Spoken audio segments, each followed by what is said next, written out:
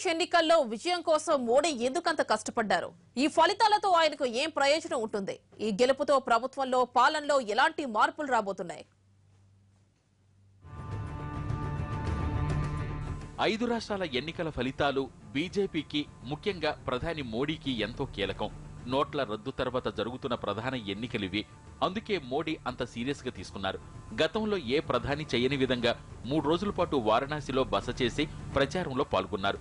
Exit polls ప్రకారం 3 రాష్ట్రాల్లో BJP ప్రధాన పార్టీగా అవతరించే అవకాశం ఉంది. ఉత్తరాఖండ్, ఉత్తరప్రదేశ్, గోవాల్లో ఆ పార్టీ జయకేతనం ఎగురవేస్తుంది. పంజాబ్లో గట్టిగా దెబ్బతిన్న మణిపూర్లో గట్టి పోటీ ఇస్తుందని ఎగ్జిట్ పోల్స్ చెబుతున్నాయి.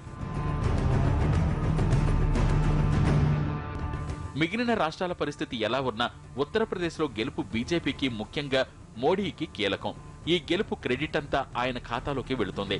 తొలిసారి యూపీలో కమలం ఒంటరిగా జెండా ఎగరేయడం మోడీ ఇమేజ్ ను మరింత పెంచుతుంది. దీనివల్ల ఆయనకు పార్టీపై, ప్రభుత్వంపై పట్టు మరింతగా పెరుగుతుంది.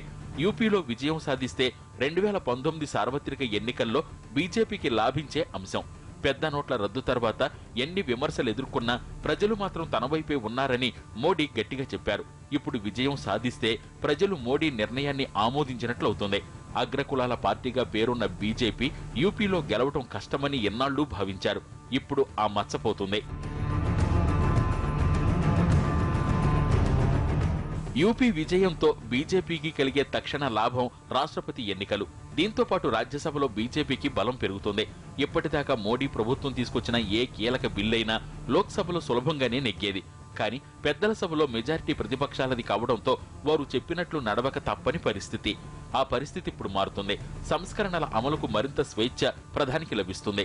కార్పొరేట్ సంస్థలు కూడా ఈ ఫలితాల కోసం ఆసక్తిగా ఎదురుచూస్తున్నాయి. ఒకవేళ ఈ ఎన్నికల్లో బీజేపీ ఓడిపోతే సార్వత్రిక ఎన్నికల దృష్ట్యా ప్రజాకర్షక పథకాల వైపు మొగ్గు చూపుతుంది. ఇక్కడ విజయంతో సంస్కరణల వేగం పెరుగుతుంది. అందుకే కార్పొరేట్లు బీజేపీ విజయాన్ని కోరుకుంటున్నారు.